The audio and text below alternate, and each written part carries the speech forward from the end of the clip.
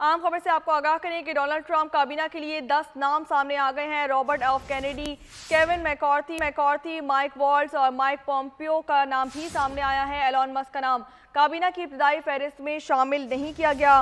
North Dakota के governor को दाखिला और तवानाई की वजारत मिलने का इम्कान भी जाहिर किया गया है। कांग्रेस रुकन विवेक रामस्वामी को होमलैंड सिक्योरिटी का महकमा मिलने का इम्कान है।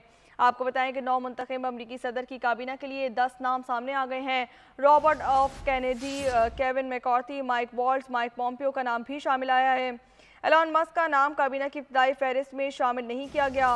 नॉर्थ डकोटा के गवर्नर को दाखिला और तवानाई की वजारत मिलने का इम्कान जाहिर किया गया है। कांग्रेस रुकन विवेक रामस्वामी को होमलैंड सिक्योरिटी का महकमा मिलने का इम्कान है।